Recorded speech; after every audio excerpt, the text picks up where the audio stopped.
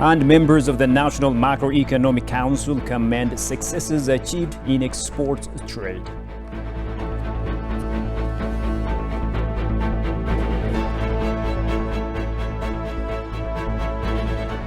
Greetings, ladies and gentlemen, and welcome to Addis News Hour with the news. I'm Shafar Alako, and thank you for joining us.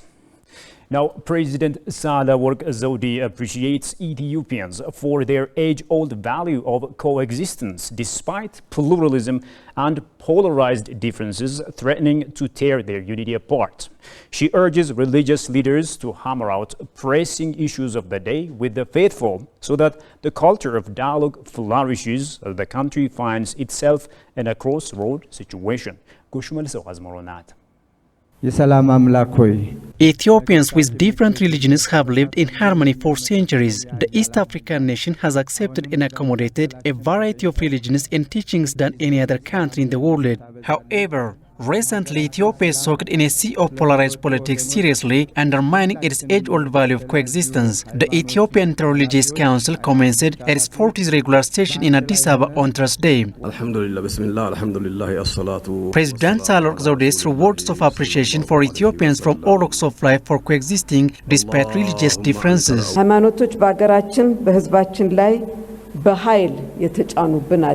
We have accepted and customized religions willingly without any colonial force. Religions are not imposed on our people.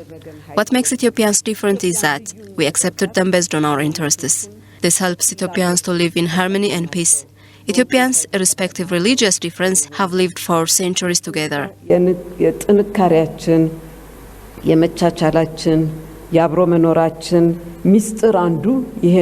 being the fact, the scenario seems to be polluted by polarized views popping up in various directions. She said that disunity and intolerance being witnessed in some instances is disheartening for a nation which still prides itself of being the beacon of coexistence. We are witnessing unspeakable brutalities, inhuman acts and cruelty being committed on our citizens over the past 4 years. Why this happened in a country which for quite long swam in a sea of tolerance is $1 million question. Worse still, these inhuman acts are conveniently ignored and perpetrators flexing their muscles as accountability doesn't seem to be in the picture at all. In short, deafening silence is prevailing. Religious institutions and legal firms should condemn the massacres against innocent citizens. President Sahle-Work Zewde has urged religious leaders to awaken their faithful, untimely fashion to get out of the quagmire in which the country still finds itself.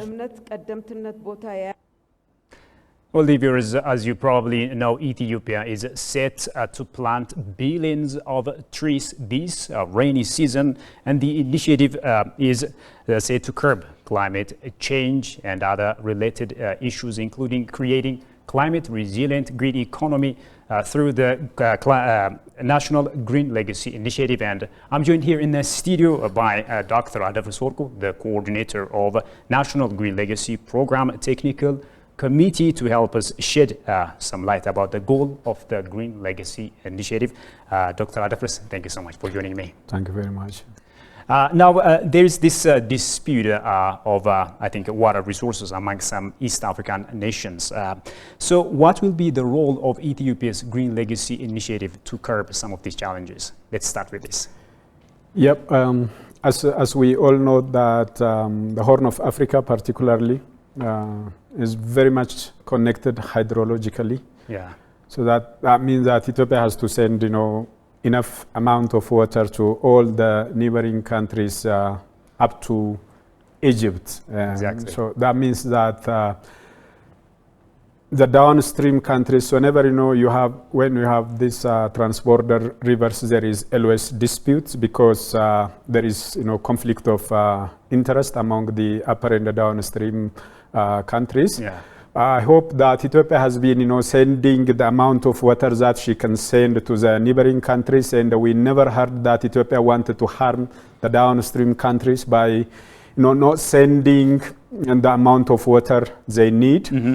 But again, because of the aggravating climate change over the past decades, and also because of the extensive natural resource degradation in the highlands of Ethiopia, the amount of rain that we have been getting is becoming, fluctuating from time to time and from season to season, and also because of the extensive natural resource degradation, that the amount of water that needs to be flow in the basin might decrease. And also you see that because there is a severe decline in the ecosystem production and the productivity, so that Ethiopia wanted to also promote irrigation agriculture, which is an important area that Ethiopia needs to consider if we wanted to manage the food security issue, and also increase social ecological resilience in our country. And also Ethiopia needs to produce energy in any ways that if you wanted to enhance the growth of the industry, so that we can shift some of the population, some of the job from natural resource based or dependent production system to the industry and the service system, that Ethiopia wanted to use some amount of water, so that this will create always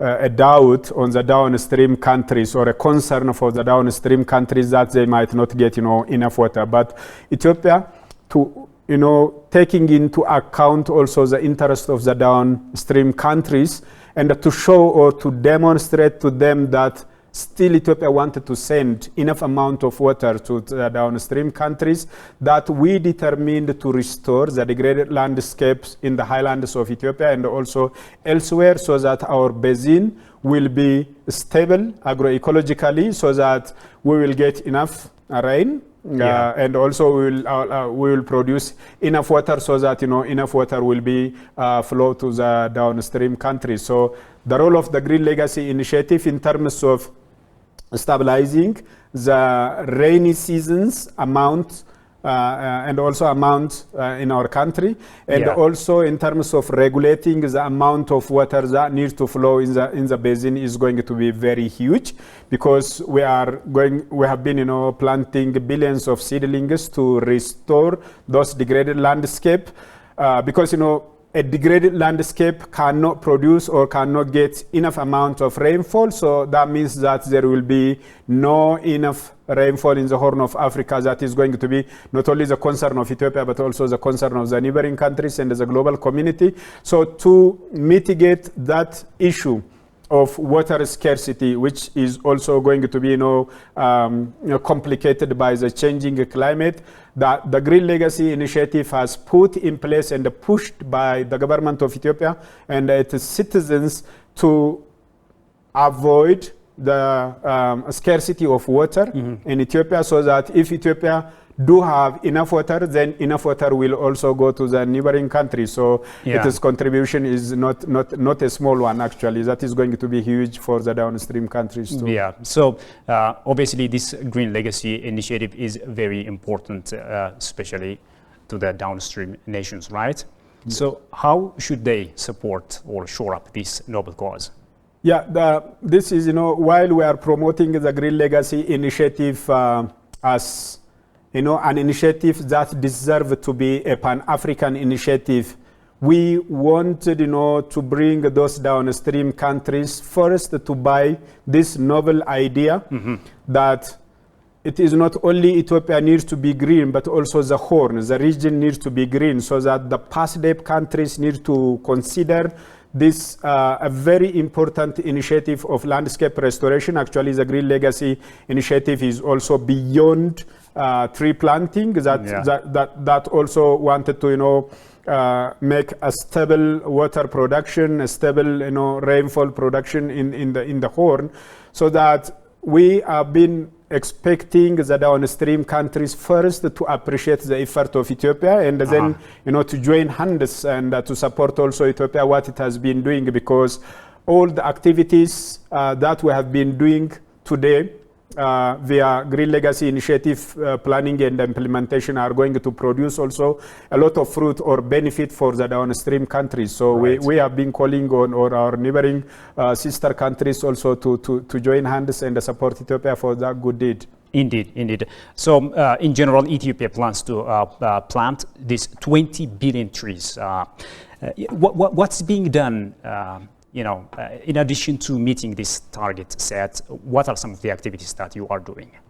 Yeah, the major activity I may say is that creating awareness among our citizens. That first, if you change the mindset or the mindset up of your citizens, that they will follow. What we have been done during the last 4 years is that we tried to communicate and show and demonstrate to all citizens, rural or urban, just young or old men or rich or poor, male or female, without any discrimination. We tried to show to them that unless and otherwise we started to restore or we engage in restoring the degraded landscape of our country, that the problem is going to be even complicated more tomorrow and also for our citizens. So awareness creation has been going well, and now citizens came on board and they really got that message right. And then every citizen, I may say, from all the walk of age or life status has accepted that very noble idea and started to participate to put their legacies on the soils. So that the first one is to convince our citizens that this initiative is going to be very important for us, for the generation, and also for the Horn, for Africa, and also for the world. The second thing we did is to mobilize our regions and experts, so that with the very limited resource we have, to raise as much as seedlings as possible in the existing nursery, and also to open up as many nurseries as possible, so that we will produce enough seedlings, quality in terms of their height, their size, and so that is the second step, that we mobilized regions and also federal institutions to engage in seedling production, so that seedlings will be available in the amount needed and also in the needed quality. And then the second step we did, and we improved and achieved a lot, I may say, is that identifying sites suitable for tree planting and also for seedling planting during the last 3-4 years. And then once we have the seedlings and once we have identified the planting places, then it is a matter of planting those seedlings. And we have been also trying all our best from grassroots to federal institution to manage those seedlings, so that they will survive and become a forest. Those are some of the activities that we have been doing during the last 4 years. Absolutely. This is indeed a noble cause, requiring the efforts of everyone. Dr. Adefris, thank you so much for your ideas. Yeah, thank you very much.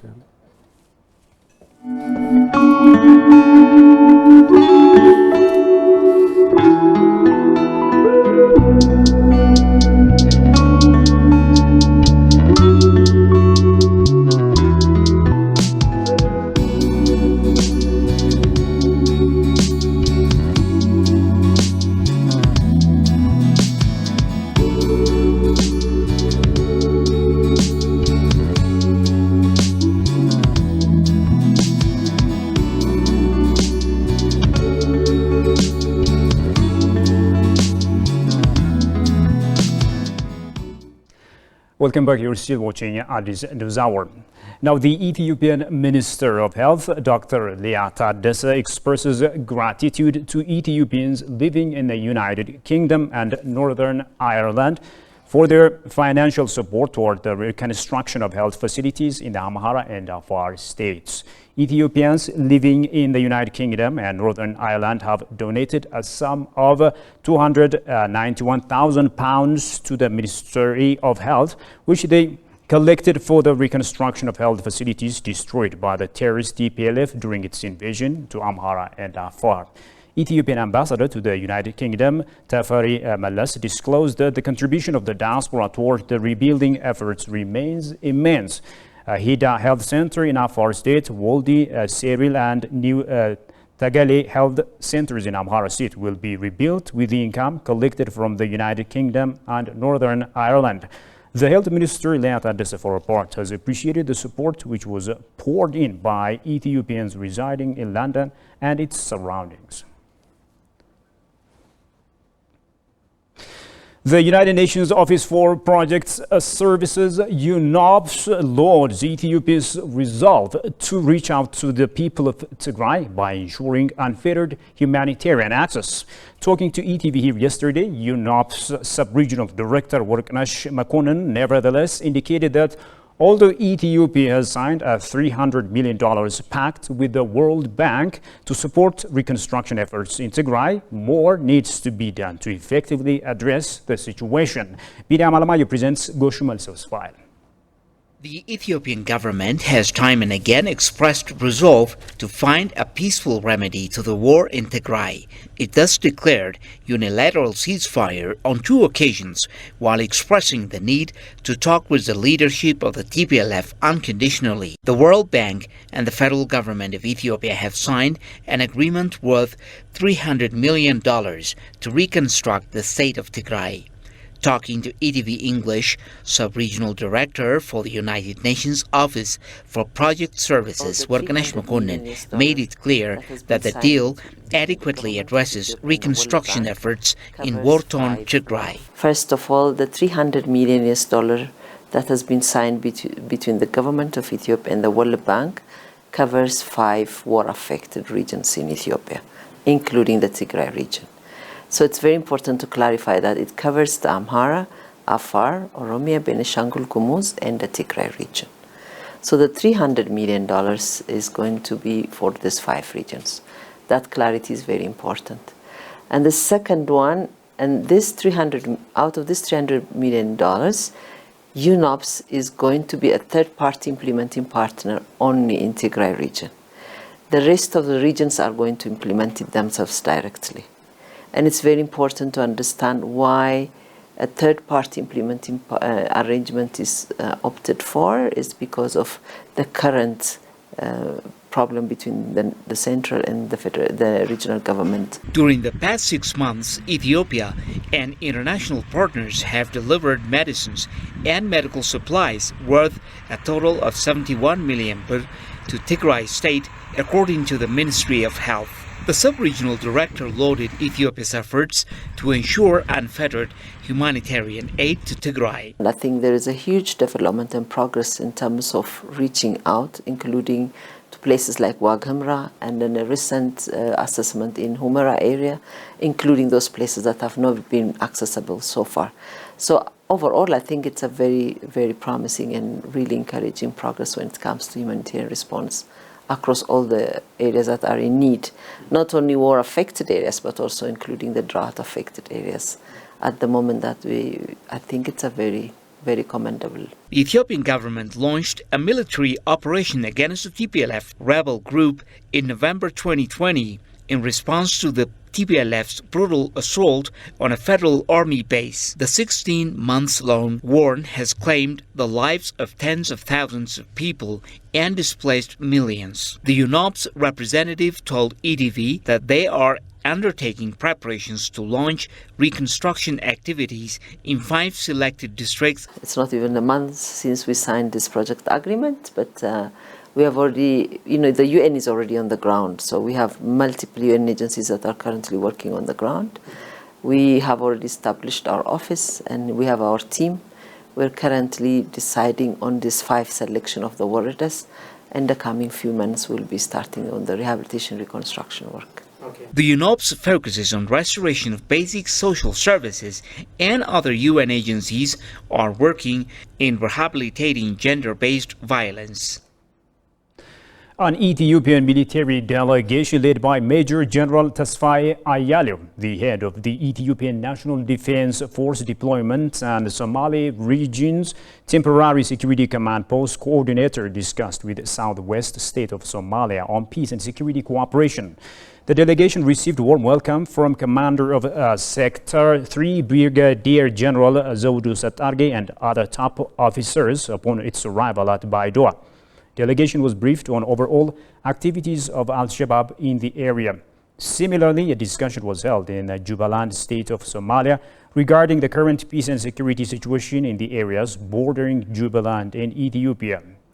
Earlier, a military delegation led by Lieutenant General Birhanu Baqqala, head of the ENDF military intelligence, representing the Ministry of Defense, went to Somaliland on August 2 to discuss peace and security issues in the region.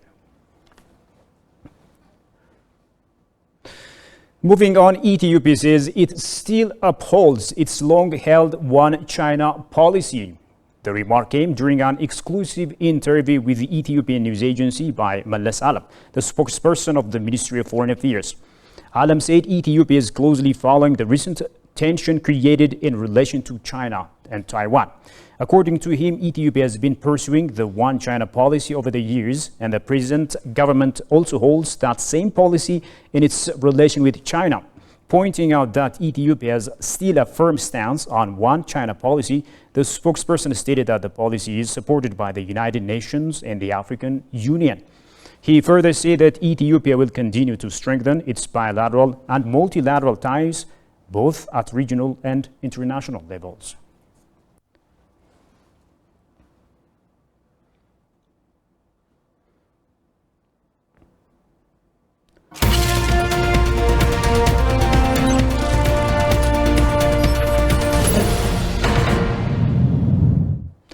Now, in business, some members of the National Macroeconomic Council say although export still stands out in helping Ethiopia's economy achieve a boom, success recorded in various sectors also played a significant role. Hailing the revenues from the agricultural industry as promising, the members approached by ETV further pointed out that this goes a long way in relieving the economy of some of the irregularity it has been facing in recent months. Kasaun Chani has that story. Ethiopia has registered better macroeconomic performance in a just ended Ethiopian fiscal year, according to the members of the council. The members told ETV that major economy performance of the country in the last fiscal year remains outstanding given the challenges. They said the effort to register much better performance in all sectors to continue by expanding on this good beginning. According to the members, in addition to export, trade, people-oriented development activities have also performed better. State Minister for Finance and a member of the council, Yota Kalin, told ETV that during the last fiscal year, due attention was given to all macroeconomic sectors. At the moment, we are working hard to provide the quantity and productivity of agriculture besides competitiveness of its products. In this regard, there have been tremendous achievements. For instance, horticulture is one such area where great strides are being made by incorporating fruits and veggies. Also, we are working to improve the type, quantity and quality of export products so that export trade is not solely dependent on certain products. This has played a significant role in helping Ethiopia cope with internal and external problems and achieve better macroeconomic performance. በድምሩ ስታየው አጠቃላይ የኢትዮጵያን የማክሮ ሁኔታ በጣም ወደ ተሻለ ደረጃ ወስዷል ማለት ነው። Chief Executive Officer of the Ethiopian Investment Holdings and member of the National Macroeconomic Council, Mamoun Mihretu, for his part elaborated that Ethiopia's export revenue during the stated period surpassed that of the previous fiscal year. ፋይናንስ ዘርፉ ለምሳሌ ባንኮች የሰበሰቡትን ቁጠባ ብንመለከት 1.6 ትሪሊየን ብር ደርሷል።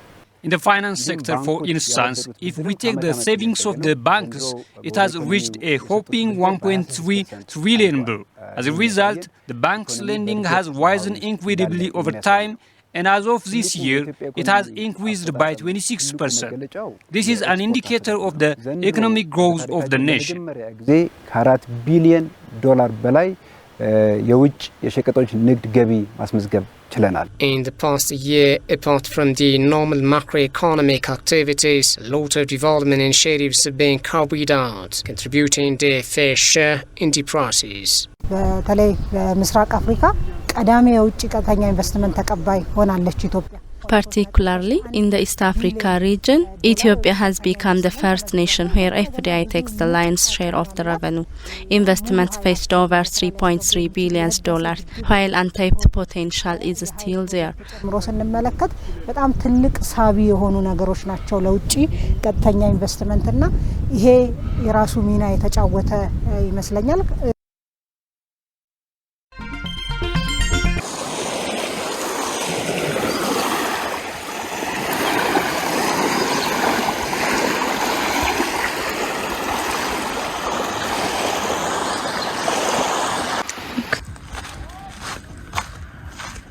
Lake Langano is located in Ethiopia in Oromia region, exactly 200 kilometers by road south of the capital Addis Ababa, on the border between the East Shewa zone and Arisi zone.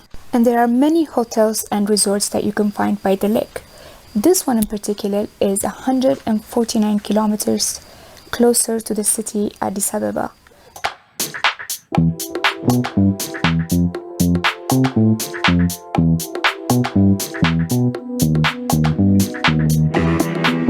When you come to Langano, I also recommend you to visit Shala and Abiata National Parks. There you will find more than 70 types of wild animals, and you get to visit Shala and Abiata lakes.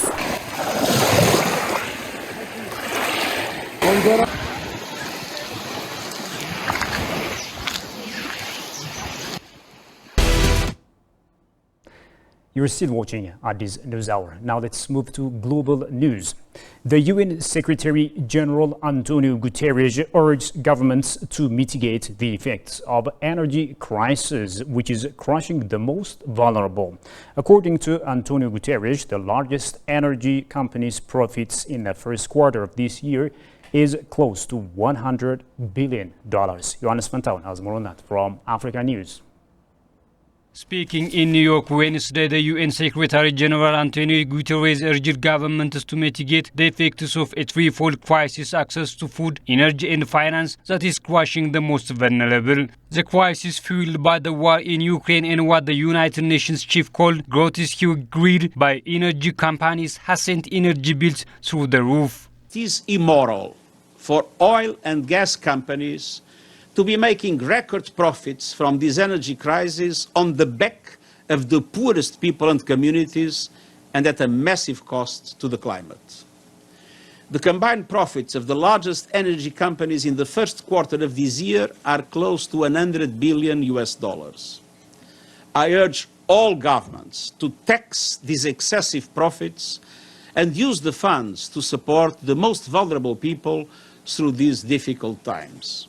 If the crisis affects everyone, not all nations are in the same boat. On the continent, for example, some governments choose to subsidize high costs when others have so far avoided to do so. Shell's BP's second profited highest quarter adjusted earnings rose to $11.47 billion when BP profited highest in 14 years, with underlying profits hit $8.45 billion for second quarter of 2022 results. And finally, a quick reminder of the top stories before we go. Religious leaders urged to condemn brutality out in the open. And members of the National Macroeconomic Council commend successes achieved in export trade. Well, with that, we come to the end of today's stories. Thank you.